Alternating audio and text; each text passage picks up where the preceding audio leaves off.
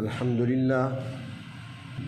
لله الذي أنزل على عبده الكتاب ولم يجعل له عوجا وتبارك الذي جعل في السماء بروجا وجعل فيها سراجا وقمرا منيرا وأشهد أن لا إله إلا الله وحده لا شريك له وأشهد أن سيدنا ومولانا محمدًا عبده ورسوله أما بعد فأعوذ بالله من الشيطان الرجيم بسم الله الرحمن الرحيم حاميم والكتاب المبين إنا أنزلناه في ليلة مباركة إنا كنا منذرين صدق الله مولانا العظيم مولاي صل وسلم دائما أبدا على حبيبك خير الخلق كلهم. قابل احترام بزرگ و عزیز دوستو، ماہ شعبان چل رہا ہے اور رمضان کی آمد ہے. رمضان وہ مہینہ ہے کہ جس کے لیے نبی اکرم صلی اللہ علیہ وسلم رجب سے ہی اہتمام فرمایا کرتے تھے. حدیث شریف میں آتا ہے کہ حضور اکرم صلی اللہ علیہ وسلم جب رجب کا چاند دیکھتے تو آپ دعا فرمایا کرتے تھے، اللہم بارک لنا فی رجب و شعبان، کہ ہمارے لیے رجب اور شعبان میں برکت عطا فرما دیجیے. یعنی رجب اور شعبان میں اور رمضان تک پہنچنے میں نبی اکرم صلی اللہ علیہ وسلم رجب کا چاند دیکھ کر ہی دعا فرماتے، عمر میں برکت کی دعا فرماتے اور رمضان تک خیریت سے پہنچنے کی دعا فرماتے. وَبَلِّغْنَا إِلَىٰ رمضان، ہمیں رمضان تک پہنچا دیجیے. اور جب شعبان کا مہینہ آتا تو آپ صلی اللہ علیہ وسلم کی عبادات میں اضافہ ہو جایا کرتا تھا. حدیث شریف میں آتا ہے کہ شعبان کے مہینے میں اللہ کے محبوب صلی اللہ علیہ وسلم کثرت سے روزے رکھا کرتے تھے. اتنے روزے کہ جتنے باقی مہینوں میں آپ صلی اللہ علیہ وسلم نہیں رکھا کرتے تھے، اس ترتیب کے ساتھ.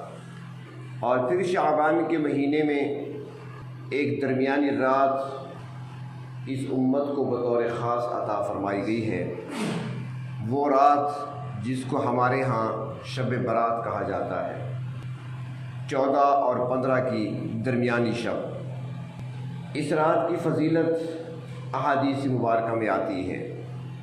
نبی اکرم صلی اللہ علیہ وسلم نے خود بھی اس رات میں دعا کا اہتمام بھی فرمایا ہے اور عبادت میں اضافہ بھی فرمایا ہے، اور امت کو اس کی ترغیب بھی دی ہے کہ یہ رات برکت والی رات ہے، فضیلت والی رات ہے، اللہ تبارک و تعالیٰ سے مانگنے اور اللہ رب العزت کو منانے کی رات ہے.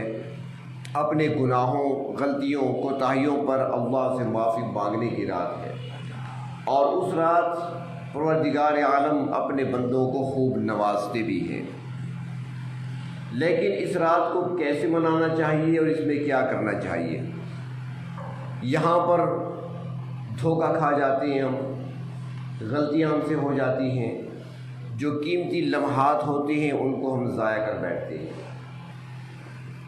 تو اس طریقے سے جب ایسی بابرکت راتیں آتی ہیں جس میں انسان نے اپنے رب کو منانا ہے، جس میں انسان نے اپنے گناہوں پر، خطاؤں پر ندامت کے آنسو بہانے ہیں، اپنے رب سے سب کچھ لینا ہے، مانگنا ہے، تو اشتہار چل جاتی ہیں. فلاں وظیفہ اس طریقے پر پڑھ لو تمہارا گھر نوٹوں سے بھر جائے گا، فلاں وظیفہ ایسے کر لو تمہاری تجوریاں بھر جائیں گی. بیچارے وہ کام کی رات تھی، اپنے وقت کو ضائع کر دیا. اس وظیفے پر کچھ نہیں ملے گا آپ کو.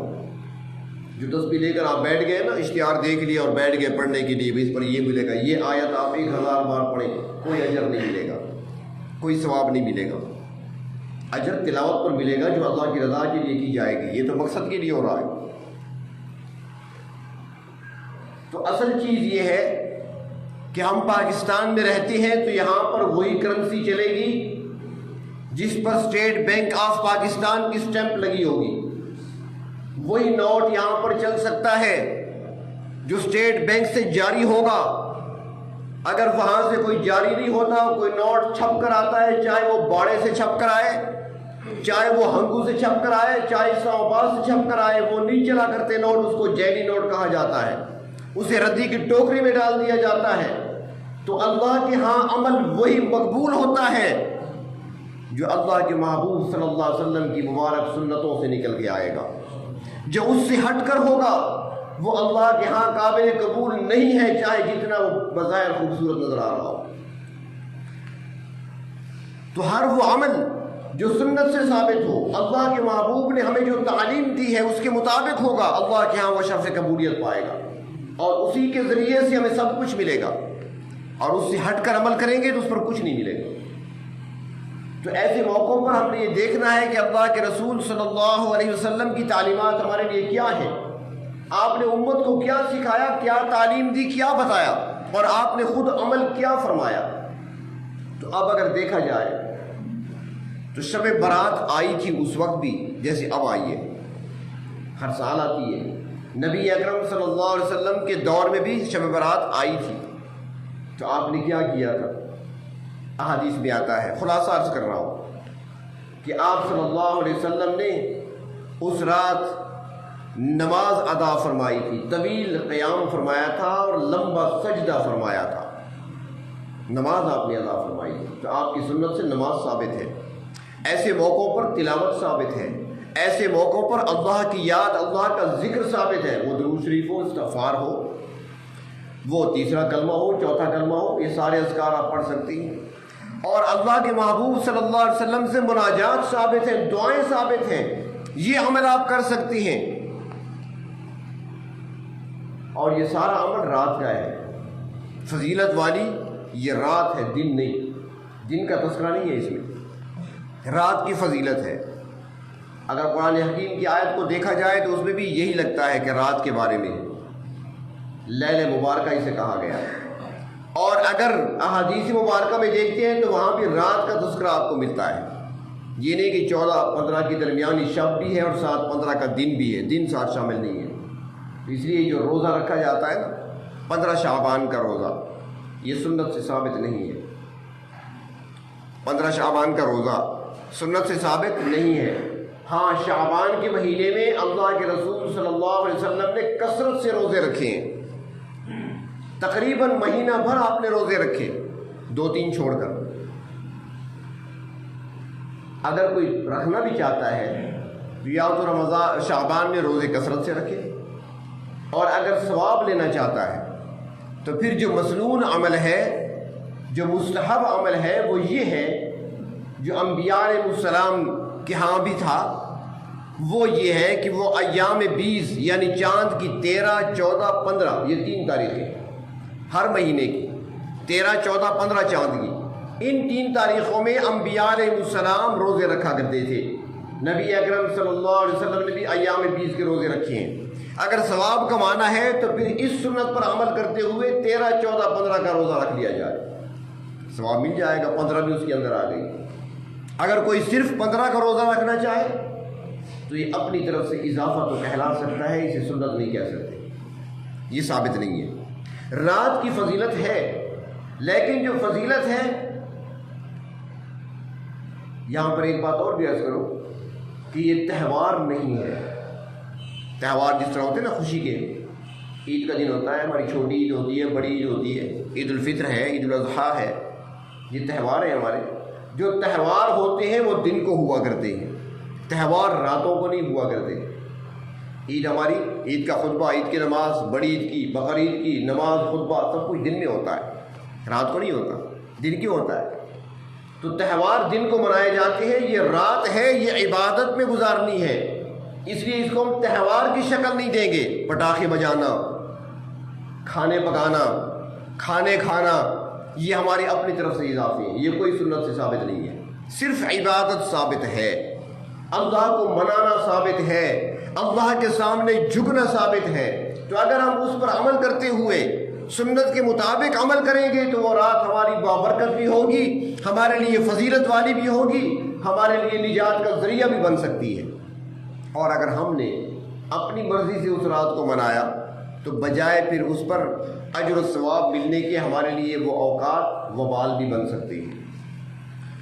تو اس لیے یہ رات باعث برکت ہے، باعث فضیلت ہے، لیکن اس کو منانا اس طریقے پہ ہے جس طرح اللہ کے محبوب صلی اللہ علیہ وسلم نے اس رات کو منایا اور اپنی امت کو دکھایا کہ تم نے کیا کرنا ہے۔ اس رات میں نماز پڑھ سکتے ہیں، آپ نوافل پڑھ سکتے ہیں۔ آپ صلی اللہ علیہ وسلم تو لمبا قیام فرمایا کرتے تھے، نماز جب پڑھتے تو پہلی رکعت میں سورۃ بقرہ شروع کر دی، تقریباً 2 پارے 2.5 پارے کے قریب، وہ مکمل ہوئی سورۃ آل عمران شروع کر دی، وہ مکمل ہوئی سورۃ النساء شروع کر دی، وہ مکمل ہوئی سورۃ مائدہ شروع کر دی۔ ایک رکعت میں پڑھ رہے ہیں، 6 پارے پڑھے جاتے تھے ایک رکعت میں۔ اب جس کو سورۃ بقرہ یاد ہے زبانی وہ پڑھے، جس کو وہ نہیں آتی، سورۃ یاسین یاد ہے سورۃ یاسین پڑھ لے، سورۃ رحمان یاد ہے تو وہ پڑھے۔ ہمارے یہاں تو معمول ہے نا کہ ہر رکعت میں بس قل هو اللہ احد پڑھنا ہے ہم نے، ایسا نہیں ہے۔ جتنی صورتیں آپ کو یاد ہیں نوافل میں پڑھیں، انہیں لمبا قیام کریں، اس کے بعد سجدہ کریں، سجدہ طویل کریں، سبحان ربی الاعلیٰ صرف 3 بار تو کم سے کم عدد ہے، 7 بار پڑھیں، 5 بار پڑھیں، 9 مرتبہ پڑھیں، 11 مرتبہ پڑھیں، 7 جو مصنون دعائیں ہیں وہ پڑھیں۔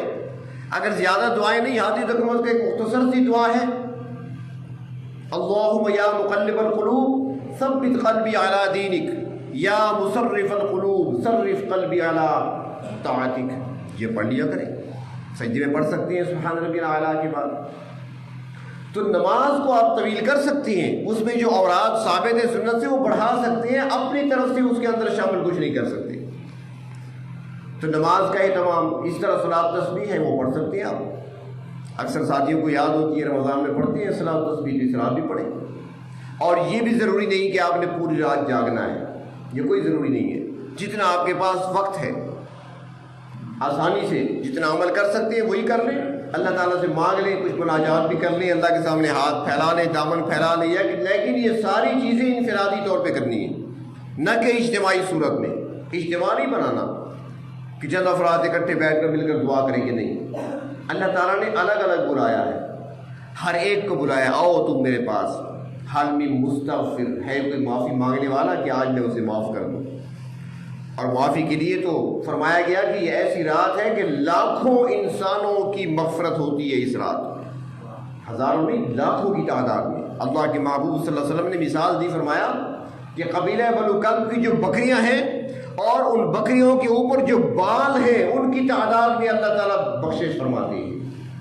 اور اس قبیلے کی بکریاں مشہور تھیں، بڑے بڑے ریوڑ تھے ان کے پاس بکریوں کے، اور پھر ہر بکری پر بال کتنے ہوتے ہیں جسم پر، تو بالوں کی تعداد کے مطابق تو لاکھوں انسانوں کی مغفرت اور بخشش ہوتی ہے اس رات۔ تو اس رات کو ہمیں ضائع نہیں کرنا چاہیے، اللہ تبارک و تعالیٰ کے حضور اپنے گناہوں پر ندامت کے آنسو بہاتے ہوئے، شرمندگی کے آنسو بہاتے ہوئے اللہ سے معافی طلب کریں، اللہ سے مانگیں۔ پروردگار عالم معاف کرنے کے لیے ہر وقت تیار ہیں۔ ہم دنیا میں دیکھتے ہیں کہ چاہے تعلق جتنا قریب کا کیوں نہ ہو، رشتہ جتنا قریب کا کیوں نہ ہو، چاہے کہ وہ شفقت کرنے والا انتہائی مشفق باپ کیوں نہ ہو، بیٹا ایک بار غلطی کرے گا تو معاف کر دے گا، دوسری بار غلطی کرے گا تو چھوڑ دیا جائے گا، تیسری بار غلطی کرے گا تو چھوڑ دے گا، تنبیہ کر دے گا۔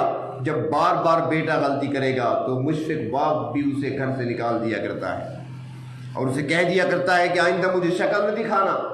لیکن پروردگار عالم وہ کریم ذات ہیں، وہ رحم کرنے والی ذات ہے کہ انسان صبح سے شام تک بار بار خطائیں کرتا ہے، بار بار غلطیاں کرتا ہے، اور جب بھی وہ اوپر دیکھ کر کہتا ہے میرے پروردگار غلطی پھر ہو گئی مجھے معاف کر دے، رب فرماتے ہیں جب مجھے پہچان لیا ہے تم نے اور یہ جانتے ہو کہ میں معاف کر سکتا ہوں تو چلو میں نے پھر معاف کر دیا۔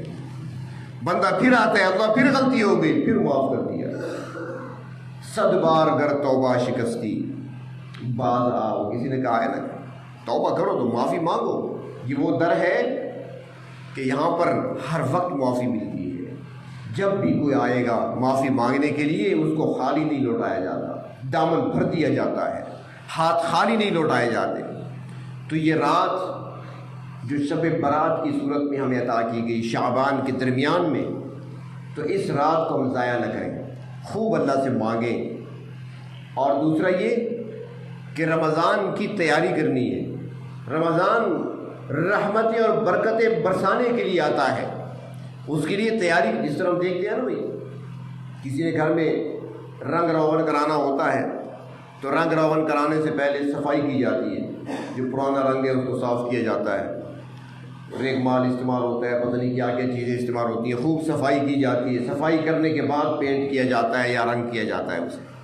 تو اس طرح اللہ رب العزت نے ہمیں یہ رات عطا فرما دی ہے کہ اندر کا میل کچیل پہلے سے صاف کر لو، رحمتوں کی بارش رمضان میں ہونے والی ہے، اپنے آپ کو صاف کر لو، اندر کا میل صاف ہو جائے گا، رمضان کا رنگ تم پہ چڑھے گا۔ اس لیے بھی انسان کو چاہیے کہ وہ اس رات میں اپنی خطاؤں پر، غلطیوں پر ندامت کے آنسو بہاتے ہوئے اپنے رب کو منا لے، اپنی خطاؤں غلطیوں کو معاف کرا لے پروردگار عالم سے، جبکہ خود فرماتے ہیں کہ آؤ مجھ سے مانگو میں تمہیں دینے کے لیے تیار ہوں، معافی مانگو میں معاف کرنے کے لیے تیار ہوں۔ لیکن فرمایا کہ اتنی بخشش عام ہوتی ہے اس رات میں، لاکھوں انسانوں کی مغفرت ہوتی ہے، مگر فرمایا کہ چند ایسے بد نصیب بھی ہیں کہ جو اس رات بھی محروم رہ جاتے ہیں بخشش سے۔ کچھ اعمال بتا دیے گئے ہمیں کہ یہ عمل جن کے اندر ہوں گے وہ اس رات کی برکتوں سے، رحمتوں سے اور بخشش سے محروم رہ جاتے ہیں۔ اور فرمایا کہ وہ کون؟ تو فرمایا کہ سب سے پہلا وہ ہے جو شرک کرنے والا ہے، جو مشرک ہوگا محروم رہ جائے گا۔ دوسرا فرمایا وہ کہ جس کے دل میں کینہ پایا جاتا ہے، دوسرے مسلمان کے خلاف اس کے دل کے اندر کینہ پایا جاتا ہے، بغض پایا جاتا ہے، نفرت پائی جاتی ہے، خیر خواہی کے جذبات نہیں ہے اپنے مسلمان بھائی کے لیے، بلکہ بدخواہی چاہتا ہے، اس کو ذلیل کرنا چاہتا ہے، اس کو ذلت میں دیکھنا چاہتا ہے، کینہ اس کے دل کے اندر موجود ہے۔ فرمایا اس بابرکت رات میں وہ ساری برکتوں سے محروم رہ جاتا ہے۔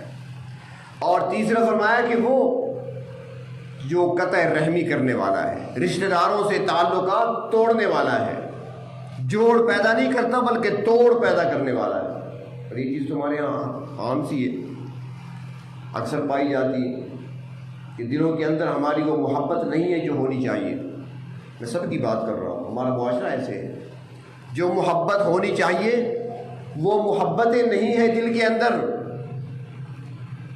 کوئی موقع آ گیا، آپ نے دعوت کرنی ہے، دوستوں کو بلانا ہے کھلانے کے لیے، دل میں خیال آ گیا کہ بھائی کو بلا لوں، چچا زاد کو بلا لوں، خالہ زاد ہے اس کا گھر قریب ہے اس کو بلا لوں، پھر سوچتا ہے نہیں، چند دن پہلے اس نے دوستوں کی دعوت کی تھی، مجھے بلایا تھا، اس نے نہیں بلایا تھا تو میں بھی نہیں بلاؤں گا۔ یہ کیا ہے ہمارا؟ اسے محبت تو نہیں کہتے۔ جو محبت کرنے والے ہوتے ہیں، اللہ کی خاطر محبت کرنے والے، وہ نہیں دیکھا کرتے اس نے بلایا نہیں بلایا، اس نے گھر میں خیرات پکائی تھی، میرے گھر پلیٹ بھیجی ہے نہیں بھیجی، میں نے تو بھیجنی ہے۔ لیکن آج ہم صرف بدلے پہ بات کرتے ہیں ساری، اس نے ایسا میرے ساتھ کیا تو میں نے بھی کرنا ہے، اس نے اچھائی کی ہے تو میں نے بھی کرنی ہے، اس نے برائی کی ہے تو میں نے برائی کرنی ہے۔ یہ چیزیں نہیں چاہیے۔ اللہ تبارک و تعالیٰ محبت دیکھنا چاہتے ہیں۔ ایک اللہ والے کے پاس ایک شخص آیا اور اس نے آ کر کہا کہ حضرت میرے رشتہ دار ہیں، میرے قریبی عزیز ہیں، وہ ہر وقت میرے راستے میں کانٹے بچھاتے رہتے ہیں، یعنی رکاوٹیں کھڑی کرتے ہیں، مجھے پریشان کرتے ہیں، کانٹے بچھاتے ہیں۔ اس اللہ والے نے جواب دیا، بیٹا خیال کرنا تم نہ کانٹے بچھانا ورنہ دنیا کانٹوں سے بھر جائے گی۔ وہ تو بچھا رہے ہیں، تم صاف کرو، وہ برائی کر رہے ہیں، تم اچھائی کرو، وہ تمہیں نہیں بلا رہے ہیں، تم انہیں بلاؤ، ان کو دعوت دو، ان کو اپنے قریب لاؤ۔ تو اللہ تبارک و تعالیٰ جوڑ چاہتے ہیں آپس میں، اور جو توڑ پیدا کرنے والا ہے، تو فرمایا کہ ایسی رات میں جب لاکھوں انسانوں کی مغفرت ہوتی ہے، توڑ پیدا کرنے والا، قطع رحمی کرنے والا محروم رہ جاتا ہے مغفرت سے۔ اور فرمایا کہ ایک وہ شخص بھی جو اپنے والدین کا نافرمان ہو، جو والدین کا نافرمان ہے، وہ بھی اس رات چاہے جتنی عبادت بھی کر لے، چاہے جتنی مناجات پڑھتا رہے، وہاں پر بیٹھ کر اللہ سے جتنا مانگتا رہے، رحمتوں، برکتوں اور بخشش سے محروم رہ جاتا ہے۔ یہ کچھ اعمال بتا دیے ہمیں۔ تو ایک تو اس رات میں عبادت کرنا، یہ سنت سے ثابت ہے۔ خدا را یہ نیٹ پر دیکھ کر، میڈیا پر دیکھ کر، رسالے دیکھ کر، ایک بات میری یاد رکھیں، یہ جو وظائف ہوتی ہیں نا، یہ مذاق نہیں ہے۔ ایک تو ہوتا ہے نا سنت عمل، تیسرا کلمہ ہے، چوتھا کلمہ درود شریف استغفار پڑھیں جتنا پڑھتے ہیں آپ۔ ایک کوئی خاص عمل کسی خاص مقصد کے لیے آپ پڑھنا چاہتے ہیں، یہ جو کہا جاتا ہے نا کہ اجازت لینی چاہیے، وہ اس لیے ہوتا ہے کسی خاص مقصد کے لیے کوئی خاص عمل کسی خاص تعداد میں آپ پڑھنا چاہتے ہیں، تو وہ جو آپ کو بتائے گا یہ وہی بتائے گا کہ یہ عمل خود اس کا اپنا ہوگا۔ اور یہ جو رسالوں میں لکھ رہے ہیں ان سے پوچھو کیا تم خود پڑھتے ہو؟ اتنی چیزیں جو لکھ دی ہیں ساری چیزیں تم خود پڑھتے ہو؟ کبھی پڑھی بھی ہیں کہ نہیں؟ کتابوں سے لکھ لکھ کر بتا رہے ہو یہ پڑھو یہ پڑھو، یہ ہوگا، یہ کچھ نہیں ہوگا، بجائے نقصان کے کوئی فائدہ نہیں ہوتا۔ اس لیے خدا را یہ نیٹ سے دیکھ کر وظائف نہ پڑھا کریں۔ اکثر میں کہا کرتا ہوں یہ رسالوں میں دیکھ کر وظائف اپنے طور پہ نہ پڑھا کریں، اللہ کی رضا کے لیے پڑھیں، تیسرا کلمہ پڑھیں، چوتھا کلمہ پڑھیں، استغفار پڑھیں، درود شریف پڑھیں، تلاوت کریں۔ قرآن حکیم سے بڑھ کر وظیفہ کیا ہو سکتا ہے؟ کثرت کریں نا اس کی، 5 پارے روزانہ پڑھیں، 6 پارے روزانہ پڑھیں، اس کی منزلیں بنی ہوئی ہیں، ہفتے میں ختم ہو سکتا ہے، اس کو پڑھیں، پھر دیکھیں برکتیں آتی ہیں کہ نہیں آتی۔ اللہ کے رسول صلی اللہ علیہ وسلم نے ارشاد فرمایا تھا کہ اپنے گھروں کو قبرستان نہ بناؤ، سورۃ بقرہ پڑھا کرو۔ یہ وظیفہ کیا کام ہے؟ اللہ کے رسول نے فرمایا سورۃ بقرہ پڑھا کرو، گھروں کو قبرستان نہ بناؤ۔ وہ پڑھے نا جو اللہ کے نبی نے ارشاد فرمایا، اس سے بڑھ کر عمل کیا ہو سکتا ہے؟ کس میں زیادہ برکت ہو سکتی ہے؟ کسی مولوی کسی پیر کے بتائے وظیفے میں وہ اثر نہیں ہو سکتا جو اللہ کے رسول کے بتائے ہوئے عمل میں ہوگا۔ وہ اعمال کریں جو سنت سے ثابت ہیں، وہ اللہ کے ہاں قبولیت بھی پاتے ہیں اور اسی کے ذریعے سے خیر و برکت بھی حاصل کی جا سکتی ہے۔ تو بہر طور یہ رات برکتوں والی رات ہے، ان وظائف میں ان راتوں کو ضائع نہ کریں۔ نماز پڑھیں، صلاۃ تسبیح پڑھیں، تلاوت کریں، مسنون تسبیحات، تیسرا کلمہ، چوتھا کلمہ، استغفار، درود شریف یہ پڑھیں، اور مناجات ہے، دعا ہے، کثرت سے دعا کریں۔ مناجات مقبول، اللہ کے رسول صلی اللہ علیہ وسلم کی جو مسنون دعائیں ہیں جو آپ مانگا کرتے تھے وہ چھپی ہوئی ملتی ہیں، مناجات مقبول کی صورت میں وہ لے لیں، اس کو بیٹھ کر پڑھیں، اپنے انداز سے اپنی زبان میں اللہ سے مانگے، خوب اللہ سے مانگے، اللہ تعالیٰ اس پر خوش ہوتے ہیں۔ ہر وہ عمل جو سنت کے مطابق ہوگا وہ شرف قبولیت پائے گا اور خیر و برکت کو کھینچ لائے گا وہ آپ کے پاس۔ اور ایک اور چیز وہ یہ کہ نبی اکرم صلی اللہ علیہ وسلم نے اس رات میں شب برات کو قبرستان جا کر آپ نے دعائیں فرمائی ہیں امت کے لیے اور دنیا سے جانے والوں کے لیے بھی، یعنی مردوں کے لیے بھی اور اپنی امت کے لیے بھی دعائیں فرمائی ہیں۔ حدیث شریف میں آتا ہے، لمبی حدیث ہے کہ آپ بقیع قبرستان تشریف لے گئے تھے، وہاں جا کر آپ نے دعائیں فرمائی ہیں۔ حضرت عائشہ صدیقہ رضی اللہ تعالیٰ عنہ سے روایت ہے۔ تو اس رات قبرستان اگر کوئی چلا جائے تو یہ بھی مستحب ہے، لیکن گروپ بنا کر جانا، لائٹنگ کرنا، وہاں پر روشنیاں کر دینا جا کر قبرستان میں، یہ بدعت تو ہو سکتی ہے، سنت نہیں ہو سکتی۔ سنت پہ عمل کرنا ہے نا، اکیلے گھر سے نکلیں، رات کے 2-2:30 بجے نکلیں، اکیلے قبرستان جائیں، وہاں اللہ سے مانگیں، ان کے لیے بھی دعا کریں، اپنے لیے بھی کریں۔ میرے خیال میں کوئی نہیں جائے گا، سوال ہی پیدا نہیں ہوتا، اتنی ضرورت ہی نہیں ہے کسی کی، تو دل مردہ کہاں سے لائے گا؟ حالانکہ حدیث شریف میں آتا ہے کہ جنگل میں آپ کو رات آ گئی ہو تو پھر بجائے درختوں کے نیچے رات گزارنے کی اگر قبرستان ہے تو وہاں پہ رات گزارا کرو۔ لیکن آج کون کرتا ہے؟ قبرستان کے قریب سے گزرتے نہیں ہیں، خوف کے مارے گزرتے نہیں۔ یاد رکھیں جانا ہے ہم نے بھی وہیں پر۔ آج جہاں ڈرتے ہیں نا، اس لیے تو فرمایا گیا قبرستان کی زیارت کیا کرو، قبرستان جایا کرو، وہاں جا کر بیٹھا کرو، کچھ دیر سوچا کرو کہ یہاں مٹی کے نیچے کون پڑے ہیں، ذرا ان کی تختیاں پڑھ لیا کرو۔ کہیں پہ لکھا ہوا نظر آئے گا یہ کمشنر تھا، کہیں پر لکھا ہوا نظر آئے گا ڈپٹی کمشنر تھا، کہیں پر لکھا ہوا آئے گا کہ یہ گورنر رہا تھا صوبے کا، کہیں پر لکھا ہوا ہوگا کہ یہ صوبے کا وزیر اعلیٰ رہا تھا، کہیں پر لکھا ہوا آئے گا کہ وزیر قانون رہ چکا تھا، کہیں پر لکھا ہوا آئے گا کہ یہ ملک کا وزیر اعظم تھا۔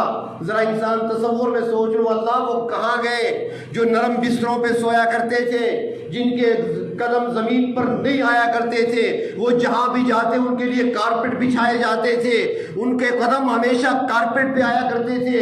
آج وہ مٹی کے نیچے پڑے ہوئے ہیں، کوئی پرسان حال نہیں ہے، کوئی پوچھنے والا ان کا نہیں ہے۔ اللہ یہ سارے کہاں چلے گئے؟ اللہ وہ بھی نظر نہیں آتے، وہ بھی نظر نہیں آتے جن کو مقام ولایت ملا تھا، اللہ وہ بھی نظر نہیں آتے آج زمین کے اوپر جن کو مقام اور مرتبہ حاصل تھا، دبدبہ حاصل تھا، روب حاصل تھا، اللہ آج وہ کہاں چلے گئے؟ میں نے بھی جانا ہے، یہ دنیا عارضی ہے، بلکہ یہاں سے تو وہ بھی دنیا سے ہماری نظروں سے چھپ چکے ہیں کہ جن کے تبسم سے چاند کو چاندنی ملی تھی، جن کی مسکراہٹ سے سورج کو چمک ملی تھی، جن کے پسینے سے پھولوں کو خوشبو ملی تھی، جن کے آنے سے عرب کے لوگوں کو مقام صحابیت ملا تھا، وہ بھی دنیا سے رخصت ہو گئے، چھپ گئے اپنی امت سے، کہ جن کی وجہ سے، جن کی برکت سے اہل علم کو علماء کا لقب ملا ہے، جن کے قدموں کی برکت سے ولیوں کو ولایت ملی ہے، صوفیوں کو مقام اور مرتبہ ملا ہے۔ جب وہ چھپ گئے، ہم کون ہیں؟ ہم نے بھی جانا ہے، اس دنیا کو چھوڑ جانا ہے، ایک دن ہم بھی یہاں مٹی کے نیچے ہوں گے۔ اللہ ہمارے پاس عمل ہی کچھ نہیں، ہمارے پاس تو کچھ بھی نہیں ہے۔ وہاں جا کر جب پوچھا جائے گا کیا لے کر آئے ہو، تو ہم جواب کیا دیں گے؟ وہاں پر قبرستان جانا سنت ہے، اس طریقے پہ جانا سنت ہے۔ وہاں جا کر بیٹھے اور سوچیں کہ وہ لوگ کہاں گئے؟ آج کوئی چیز ان کے کام نہیں آئی، سارا مال رہ گیا پیچھے، بنگلے، کوٹھیاں، کاریں، گاڑیاں، سب کچھ پیچھے رہ گیا، جو عمل تھا ان کے ساتھ گیا۔ تو انسان وہاں پر سوچے کہ جب میں نے بھی جانا ہے تو میرے پاس عمل کون سا ہے، میں کیا لے کر جاؤں گا، وہاں پر میں نے کیا منہ دکھانا ہے، وہاں کون سا عمل میں نے اپنے پروردگار کی بارگاہ میں پیش کرنا ہے۔ اور دوسرا، اس رات کے بارے میں تو بطور خاص فرمایا گیا کہ یہ وہ رات ہے شب برات، شعبان کی 14-15 کی درمیانی شب، فرمایا وہ رات ہے جس میں آئندہ سال کے سارے جو کچھ واقعات پیش آنے ہیں ان کی لسٹیں تیار کر کے متعلقہ فرشتوں کے حوالے کر دی جاتی ہیں۔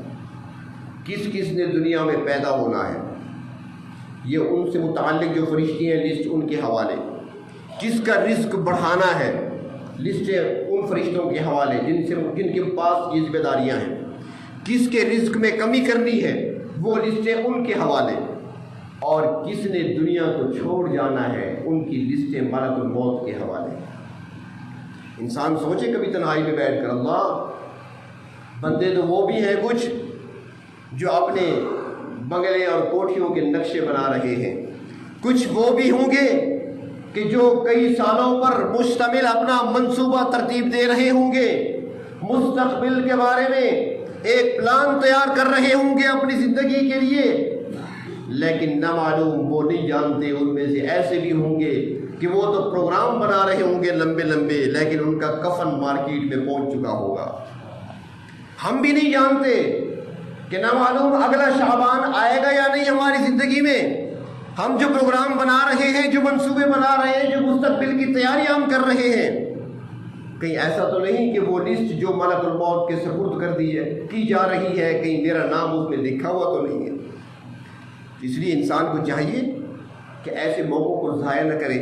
جو موقع اللہ نے عطا فرمایا بخشش کے لیے، اللہ سے بخشش مانگے۔ اللہ رب العزت نے جو موقع عطا فرمایا گناہوں پر معافی مانگنے کے لیے، بندہ اپنے رب کو راضی کر لے، گناہوں پر معافی مانگ لے، ندامت کے آنسو بہا بیٹھے، اللہ سے خوب مانگے۔ اور جب رات اللہ نے عطا کر دی ہے کہ مجھ سے روزی مانگو، اعلان ہوتا ہے نا کہ ہے کوئی معافی مانگنے والا جس کو معاف کیا جائے، دوسرا اعلان کیا ہوتا ہے کوئی روزی مانگنے والا۔ جب اللہ تعالیٰ خود فرما رہے ہیں کہ مانگو میں دینے کے لیے بیٹھا ہوں، اور ہم دوسرے وظیفے پڑھنے بیٹھ جائیں، تو کیا خیال ہے ملے گا؟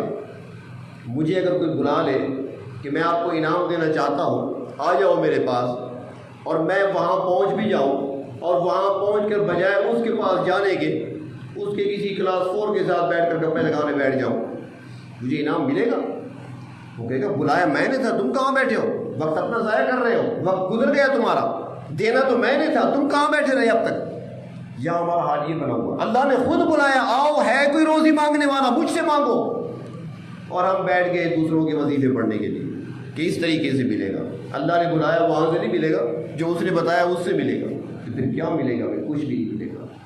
اس لیے اللہ تبارک و تعالیٰ کی بارگاہ میں حاضر ہوں، ایسی راتوں میں، ایسی گھڑیوں میں اللہ تعالیٰ جب خود ہی اعلان فرماتی ہیں، خود ہی بلاتی ہیں، دعوت دیتی ہیں اور فرماتی ہیں ادعونی استجب لکم، مجھے پکارو نا، تو جواب دیتی ہیں فوراً، جو مانگا جائے وہ عطا کرتی ہیں، جو سوال کیا جائے اس کے خزانوں میں کمی نہیں ہے، وہ سب کے دامن بھر سکتے ہیں بیک وقت، تو ان سے مانگا جائے، اللہ کو راضی کریں، اللہ کو منائیں، استغفار کے ذریعے اپنی آنسو بہا کر معافی طلب کریں، بخشش مانگیں، اور ساتھ ہی جو بھی اللہ سے مانگنا ہے اللہ سے سوال کریں۔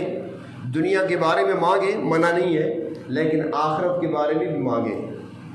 آج بہت سارے ہمارے جہاں اور غلطیاں بہت ساری ہیں، ان میں ایک غلطی یہ بھی ہے کہ ہم جب بھی دعا کے لیے ہاتھ اٹھاتے ہیں سب کچھ دنیا کے لیے مانگ رہے ہوتے ہیں، روزی مانگی، مکان مانگا، کپڑا مانگا، ہر قسم کی چیزیں ہم نے دنیا کے لیے مانگی، آخرت کو بھول جاتے ہیں۔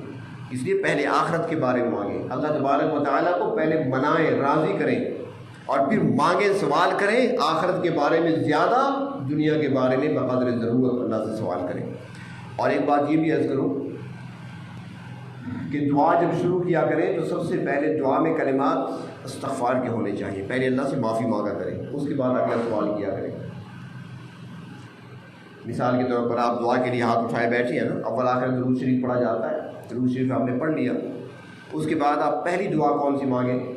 سب سے پہلی دعا ربنا ظلمنا انفسنا، معافی ہے، یہ استغفار ہے ایک قسم کا، اللہم انی ظلمت نفسی، یہ استغفار ہے، یہ دعا پہلے پڑھا کریں۔ اس کے بعد ربنا آتنا فی الدنیا، باقی دعائیں بعد میں پڑھا کریں، پہلے معافی مانگا کریں، اس کے بعد باقی دعائیں پڑھ لیا کریں، اللہ سے خوب مانگا کریں۔ تو اس رات میں اللہ تعالیٰ سے خوب مانگیں، صرف اپنے لیے نہیں، اپنے لیے مانگیں، اولاد کے لیے مانگیں، خاندان کے لیے مانگیں، پوری امت کے لیے مانگیں اللہ تبارک و تعالیٰ سے۔ اللہ تبارک و تعالیٰ ان لمحات کو، ان گھڑیوں کو ہمارے لیے باعث برکت بنا دے، اور اللہ تبارک و تعالیٰ اپنی رحمتوں، برکتوں اور بخشش و مغفرت سے ہمیں محروم نہ فرمائے۔